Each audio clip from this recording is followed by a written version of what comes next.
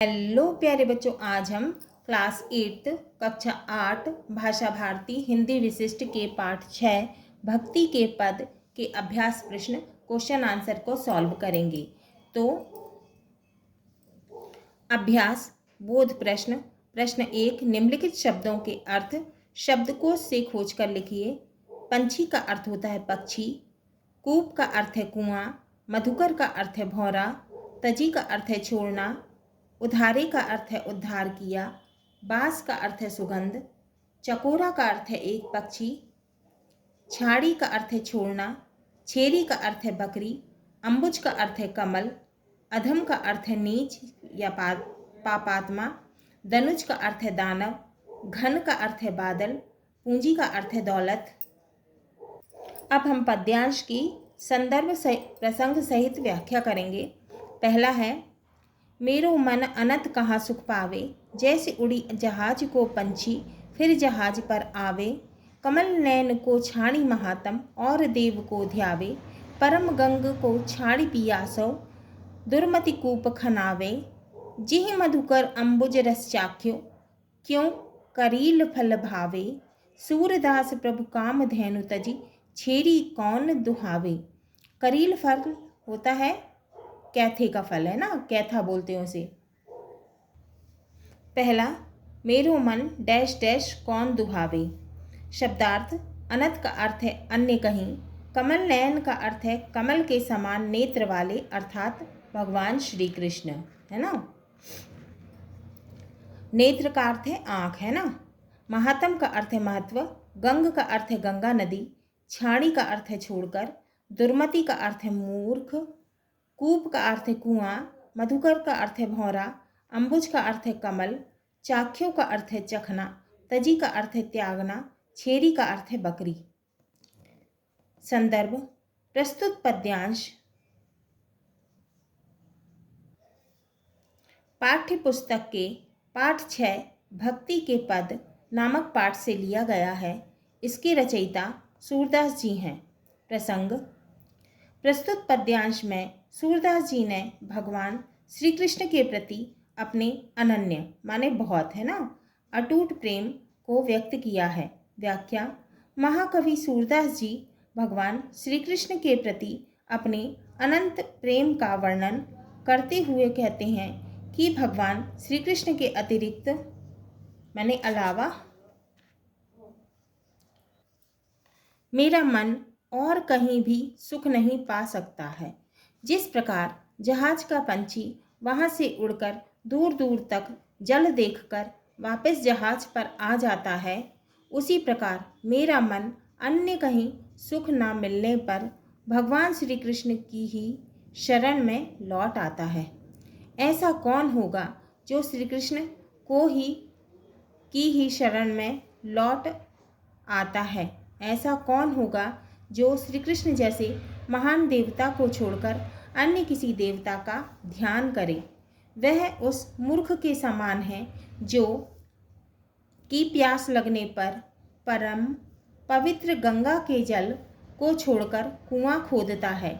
जिस भौरे ने कमल के रस का पान कर लिया हो, माने रस को पी लिया हो, है ना, पान कर लेना माने पी लिया हो, पी लेना, उसे करील का फल कहाँ अच्छा लगेगा। अर्थात जिसने कृष्ण भक्ति का रस चख लिया उसे अन्य कहीं सुख नहीं मिल सकता। सूरदास जी कहते हैं कि भला ऐसा कौन होगा जो कि कामधेनु कौन? गाय, है ना, कामधेनु गाय को छोड़कर बकरी को दुहने जाएगा। अर्थात कामधेनु रूपी श्री कृष्ण को छोड़कर और कहीं अपनी इच्छा पूर्ति करेगा। अब इसमें विशेष क्या है? विशेष है, पहला, प्रस्तुत पद में सूरदास जी ने श्री कृष्ण जी की भक्ति का अद्भुत वर्णन किया है। दूसरा, द्वितीय पंक्ति में उपमा अलंकार है। दूसरा, जाऊं कहाँ तजी चरण तिहारे, काको नाम पतित पावन, जग के ही अति दीन पियारे, कौन देव बराय बिरद हित, हटी हटी अधम उधारे, खग मृग व्याध पशान बेटप जड़, जवन कवन सुत तारे, देव तनुज मुनि नाग मनुज सब, माया विवश बिचारे, तिनके हाथ दास तुलसी प्रभु, कहाँ अपनो अपनपौ हारे। दूसरा, जाऊं कहाँ डैश डैश अपनपौ हारे। शब्दार्थ, चरण का अर्थ है पैर और चरण, तिहारे का अर्थ है तुम्हारे, काको का अर्थ है किसका, पतित पावन का अर्थ है पतित लोगों को पवित्र करने वाला, विरत का अर्थ है बड़ाई, अधम का अर्थ है नीच, पशान का अर्थ है पत्थर, जड़ का अर्थ है अचेतन, कवन का अर्थ है कौन, धनुज का अर्थ है राक्षस, विवश का अर्थ है लाचार, खग का अर्थ है पक्षी, व्याध का अर्थ है शिकारी।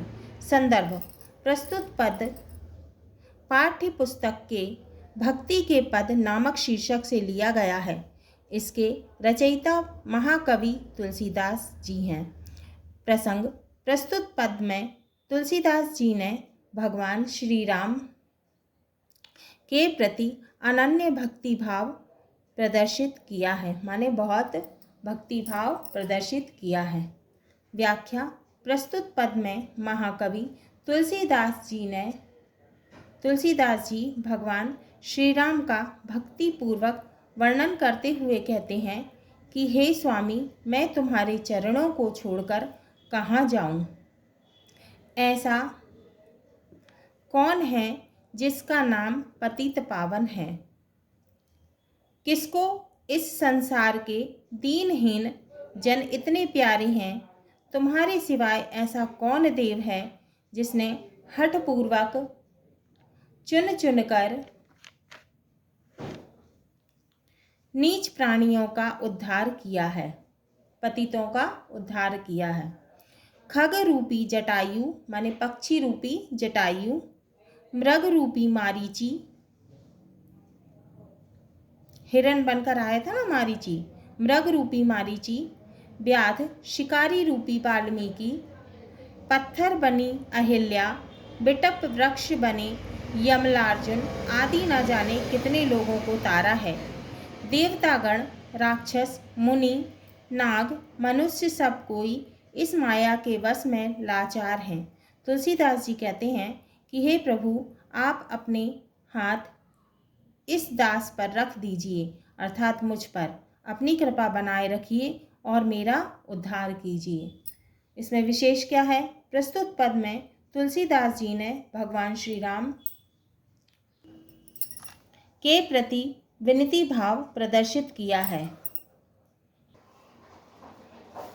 तीसरा, अब कैसे छूटे नाम रट लागी, प्रभु जी तुम चंदन हम पानी, जाकी अंग अंग बास समानी, प्रभु जी तुम घन वन हम मोरा, जैसे चितवत चंद चकोरा, प्रभु जी तुम दीपक हम बाती, जाकी ज्योति बरे दिन राती, प्रभु जी तुम मोती हम धागा, जैसे ही सोनहि मिलत सुहागा, प्रभु जी तुम स्वामी हम दासा, ऐसी भक्ति करे रैदासा। तीसरा, अब कैसे डैश डैश करे रैदासा। शब्दार्थ, जाकी का अर्थ है जिसकी, बास का अर्थ है सुगंध, घन का अर्थ है बादल, मोरा का अर्थ है मयूर मोर, चितवत का अर्थ है दृष्टि देखना, है ना। चंद का अर्थ है चंद्रमा, चकोरा का अर्थ है एक प्रकार का पक्षी, बाती का अर्थ है बत्ती, बरे का अर्थ है जलते रहना, सोनही का अर्थ है सोना। संदर्भ, प्रस्तुत पद पाठ्य पुस्तक के भक्ति के पद नामक शीर्षक से लिया गया है। इसके रचयिता महाकवि रैदास हैं। प्रसंग, प्रस्तुत पद में रचयिता महाकवि रैदास जी ने अपना भक्ति भाव प्रदर्शित किया है। व्याख्या, इस पद में महाकवि रैदास जी कहते हैं कि हे प्रभु, मुझे आपके नाम को रटने की जो लत लग गई है, मतलब आदत लग गई है, वह अब कैसे छूटेगी। हे प्रभु, यदि आप चंदन हैं तो मैं पानी हूँ। जिस प्रकार चंदन पानी में मिलकर घुल मिल जाता है, उसी प्रकार आप मेरे अंग प्रत्यंग में समा चुके हैं हो। हे प्रभु, यदि आप बादल के समान हो तो मैं बादल को देखकर नाचने वाले मोर के समान हूँ। जिस प्रकार चकोर की दृष्टि चंद्रमा पर टिकी रहती है, उसी प्रकार मेरी दृष्टि आप पर स्थिर रहती है। हे प्रभु, यदि आप दीपक हैं तो मैं बत्ती हूँ जो कि दिन रात जलता रहता है। हे प्रभु, यदि आप मोती हैं तो मैं वह धागा हूँ जिसमें मोती पिरोया जाता है। जिस प्रकार सोने में सुहागा मिल जाता है, उसी प्रकार मैं आप से मिल गया हूँ। हे प्रभु, आप मेरे स्वामी हैं और मैं आपका सेवक हूँ, और यह रैदास आपकी भक्ति में ओतप्रोत हो गया है। चौथा, पायो जी डैश डैश जस गायो।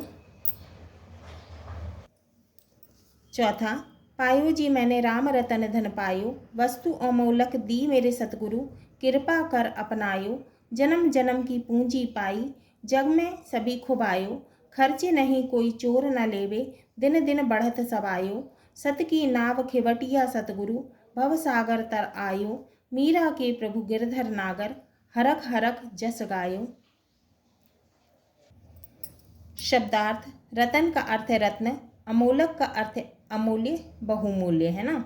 सत का अर्थ है सत्य, खुबायो का अर्थ है खोना, खेवटिया का अर्थ है खेने वाला नाविक, भव का अर्थ है संसार, हरक का अर्थ है हर्ष, जस का अर्थ है यश, जोर का अर्थ है जबरदस्ती। संदर्भ, प्रस्तुत पद्य पाठ्य पुस्तक के भक्ति के पद नामक शीर्षक से लिया गया है। इसकी रचयित्री मीराबाई हैं। प्रसंग, प्रस्तुत पद में मीराबाई ने भगवान श्री कृष्ण के प्रति अपने प्रगाढ़ भक्ति भाव को प्रदर्शित किया है।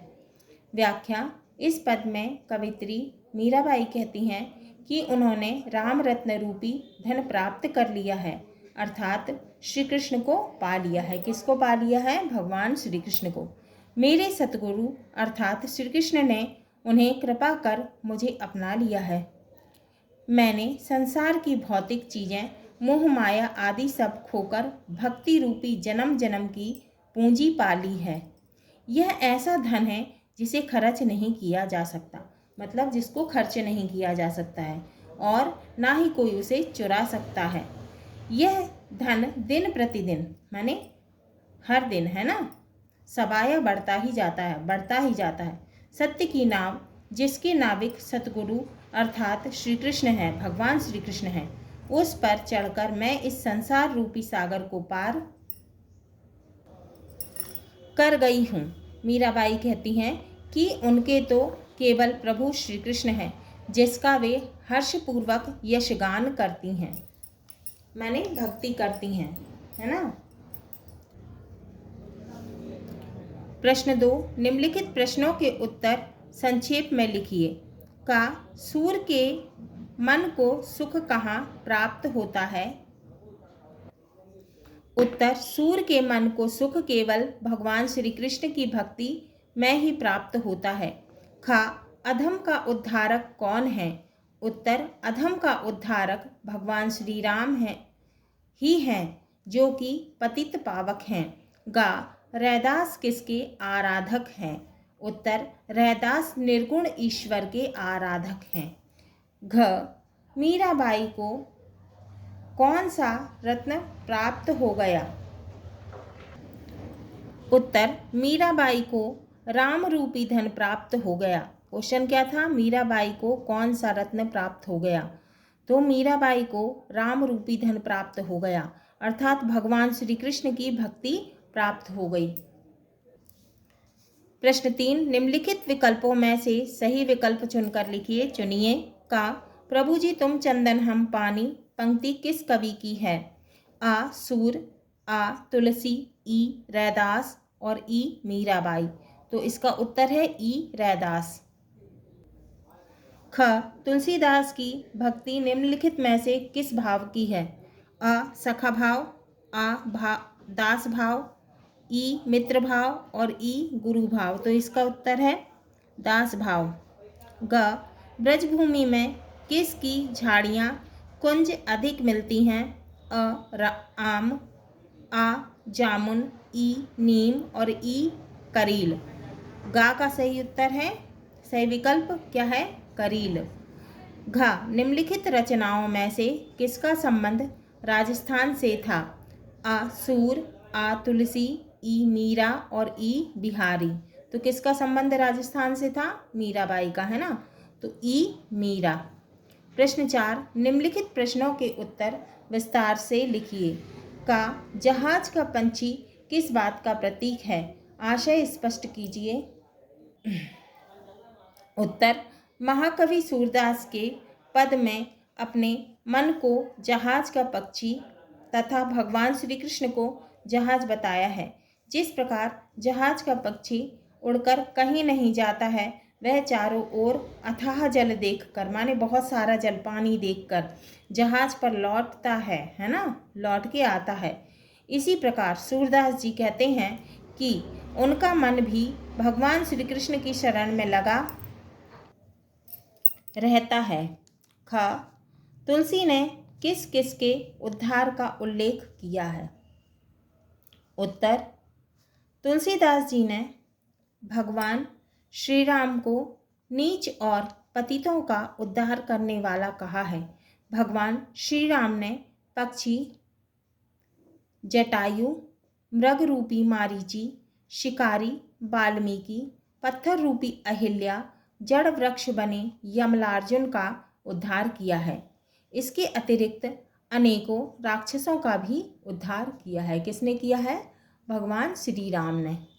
ग रैदास ने भगवान से अपना संबंध स्थापित करते हुए किस किस से अपने को जोड़ा है?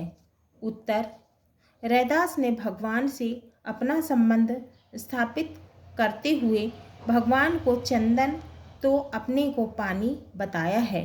भगवान यदि बादल हैं तो वे मयूर हैं, माने मोर हैं। प्रभु यदि चंद्रमा है तो वह चकोर हैं। यदि प्रभु दीपक हैं तो वह उसकी बाती हैं। यदि प्रभु मोती हैं तो वे उसके धागे हैं। घ मीरा की भक्ति भावना पर अपने विचार प्रकट कीजिए। उत्तर मीराबाई ने भगवान श्री कृष्ण के प्रति संपूर्ण समर्पण की भावना की है, व्यक्त की है। मीरा भगवान श्री कृष्ण की भक्ति में संसार की मोह माया, लोक लज्जा सब त्याग कर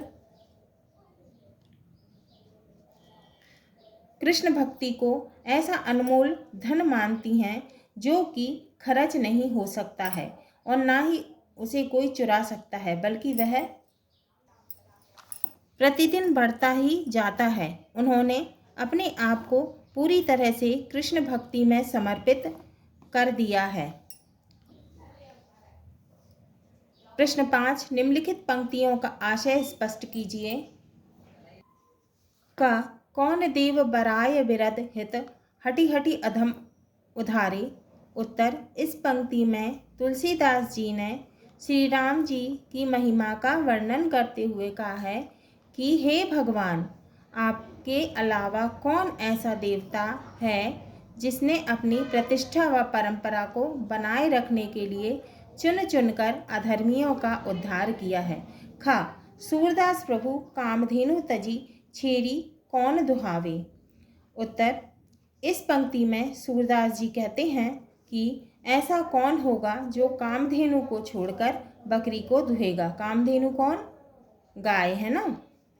अर्थात उनके पास कृष्ण भक्ति रूपी कामधेनु है जिससे सारी इच्छाओं की पूर्ति होती है।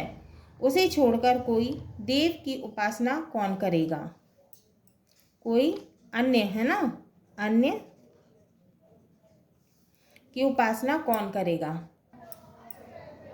प्रश्न 6 निम्नलिखित पंक्तियों का संदर्भ सहित भाव स्पष्ट कीजिए। का प्रभु जी तुम चंदन हम पानी, जाकी अंग अंग बास समानी। संदर्भ प्रस्तुत पद्य पाठ्य पुस्तक के भक्ति के पद नामक शीर्षक से लिया गया है।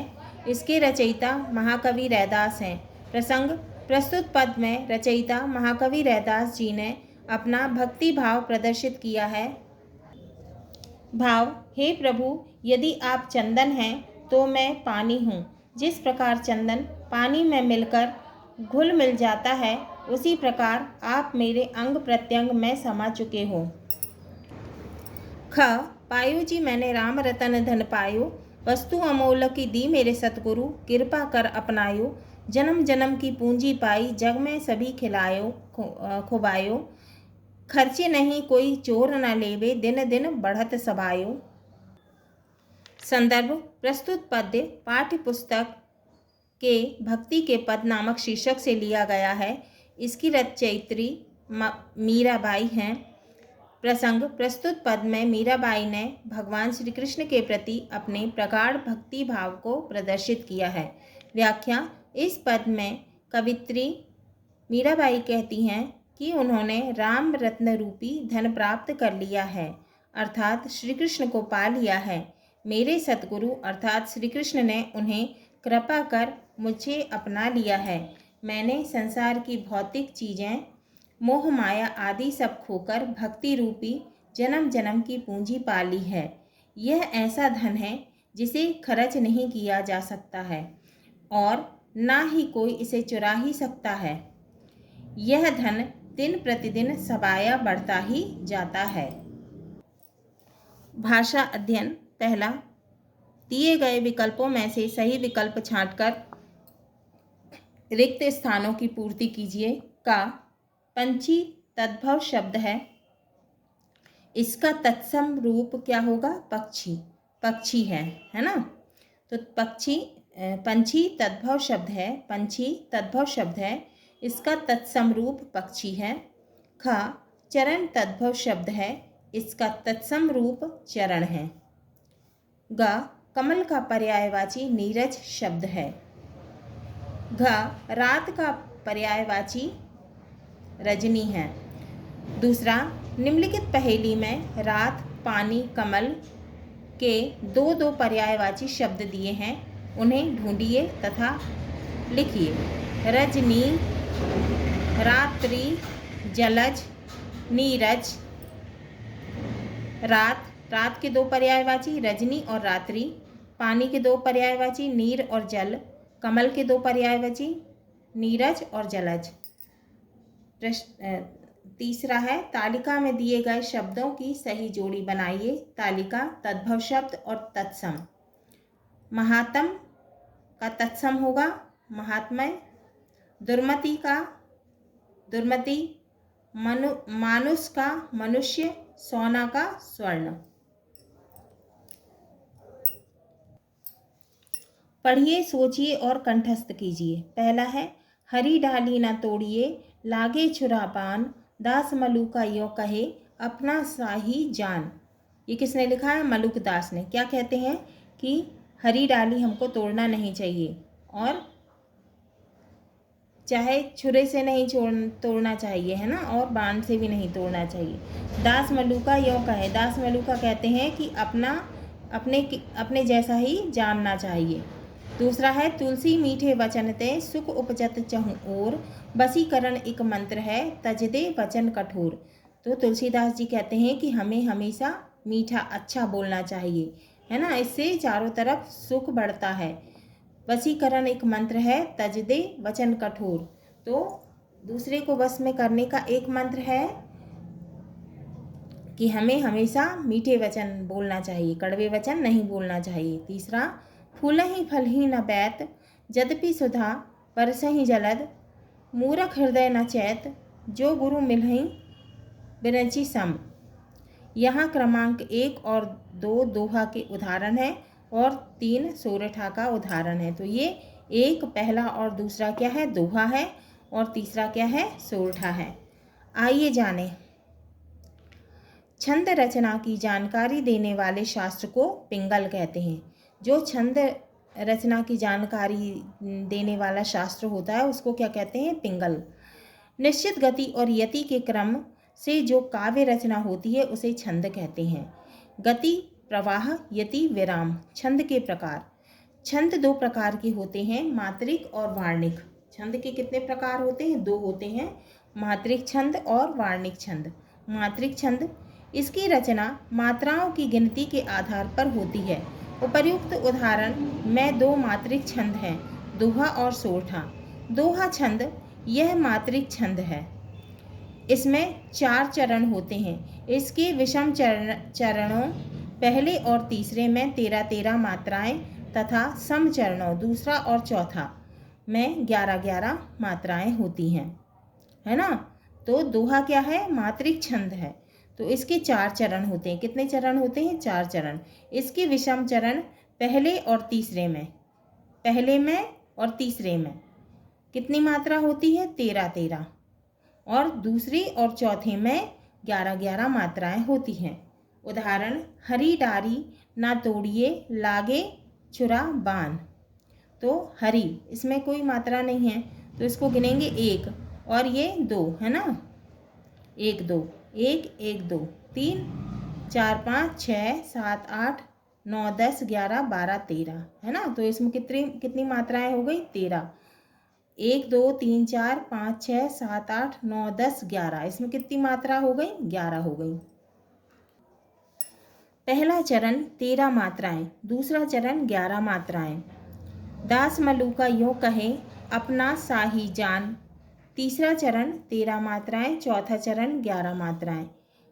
दास, ये कौन सी दीर्घ मात्रा, और ये लघु, ये दीर्घ और ये लघु है ना। दीर्घ दास, दीर्घ लघु, लघु दीर्घ दीर्घ, दीर्घ लघु दीर्घ है ना। जिसमें कोई मात्रा नहीं आती तो वो क्या होती है? लघु आता है उसमें, और जिसमें कोई मात्रा आती है वो क्या होता है? दीर्घ है ना। लघु लघु दीर्घ, दीर्घ दीर्घ दीर्घ लघु है ना। सोरठा छंद, यह मात्रिक छंद दोहा का उल्टा है।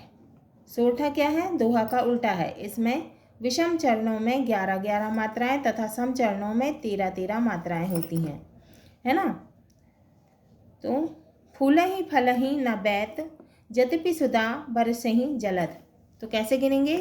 ये दीर्घ है ना, इसमें बड़े ऊ की मात्रा लगी है, दीर्घ, दीर्घ लघु लघु है ना, इसमें छोटी की मात्रा लगी है, लघु लघु, लघु लघु लघु, लघु दीर्घ लघु, लघु लघु लघु, लघु दीर्घ, इसमें बड़ी मात्रा, लघु लघु लघु लघु, लघु लघु लघु है ना। पहला चरण 11 मात्राएं, दूसरा चरण 13 मात्राएं। 1 2 3 4 5 6 7 8 9 10 और ये 11 है ना, और इसमें 13 मात्रा। मूरख हृदय न बैत जो गुरु मिलहि विरचि सम। तो इसमें 1 2 3 4 5 6 7 8 9 10 11, इसमें क्यों कितनी मात्रा है? 11, और इसमें 13 है ना। छंद के अंग, चरण यति गति मात्रा तुक गण छंद के अंग हैं। चरण, छंद पंक्तियों में बटा रहता है और पंक्ति चरण में, अर्थात छंद की पंक्ति के एक भाग को चरण कहते हैं। उदाहरण, हरी डारी ना तोड़िए तथा लागे छुराबान 2 चरण हैं।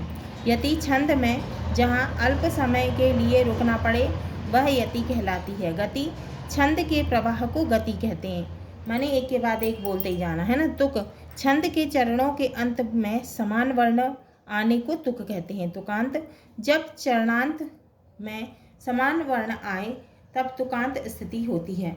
अतुकांत, छंद के अंत में असमान वर्ण आते हैं तब अतुकांत स्थिति होती है। मात्रा, किसी स्वर के उच्चारण में जो समय लगता है उसे मात्रा कहते हैं। मात्राएं 2 प्रकार की होती हैं, ह्रस्व माने लघु, दीर्घ माने गुरु। ह्रस्व मात्रा, इसके उच्चारण में कम समय लगता है। ह्रस्व स्वर की एक मात्रा गिनी जाती है, इसका चिन्ह है। अ ई उ री स्वर की मात्रा ह्रस्व है। दीर्घ मात्रा, गुरु, ह्रस्व स्वर में से दीर्घ मात्रा के उच्चारण में दोगुना समय लगता है, इसकी 2 मात्राएं गिनी जाती हैं, इसका चिन्ह है दीर्घ है ना।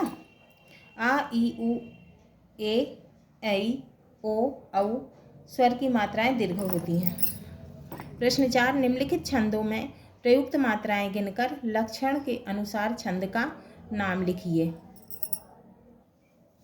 का, वृक्ष कबहू नहीं फल भके नदी न सचे नीर, परमारथ के कारणे साधुन धरा शरीर है ना।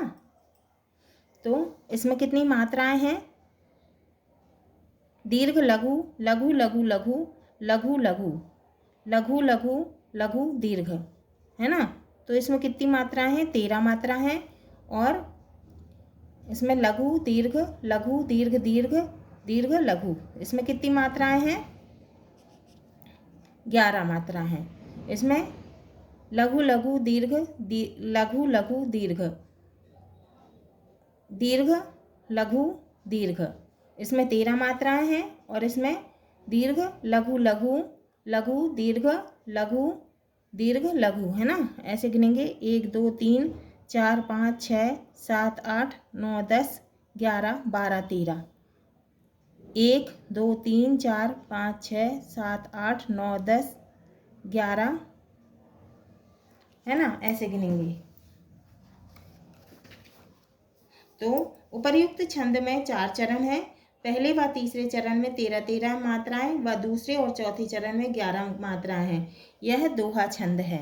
फिर ख कुंद इंदु समदेह उमा रमन करुणा अयन जही दीन पर नेह करहूँ कृपा मर्दन मयन, है ना। दीर्घ लघु लघु लघु लघु लघु लघु दीर्घ लघु, है ना। तो इसमें कितनी मात्रा है? 11 मात्रा है। फिर लघु दीर्घ लघु लघु लघु लघु लघु दीर्घ लघु लघु लघु, इसमें कितनी मात्रा है? 13। दीर्घ लघु लघु लघु दीर्घ लघु, है ना। माने बड़ी और छोटी, है ना। तो इसमें 11 मात्रा है। लघु लघु दीर्घ लघु दीर्घ लघु दीर्घ लघु लघु लघु दीर्घ, है ना। लघु माने छोटी और दीर्घ माने बड़ी, तो इसमें 13 मात्रा है। तो ये कौन सा छंद है? उपर्युक्त छंद में 4 चरण हैं। इसके पहले व तीसरे चरण में 11 मात्रा हैं। दूसरे और चौथे चरण में 13 मात्राएं होती है। यह कौन सा छंद है? यह सोरठा छंद है। यह दोहे छंद का उल्टा है। गा जेहि सुमिरत सिद्ध होय गणनायक करी वर वदन करहूँ अनुग्रह सोय बुद्धि राशि शुभ गुण सदन, है ना। उपर्युक्त छंद में पहले व तीसरे चरण में 11 मात्राएं हैं व दूसरे चरण में 13 मात्राएं हैं। यह सोरठा छंद है। यह दोहे का उल्टा है। ये गा, है ना। हाँ तो प्यारे बच्चों, ये हमारा पाठ 6 भक्ति के पद के प्रश्न उत्तर क्वेश्चन आंसर पूर्ण हुए।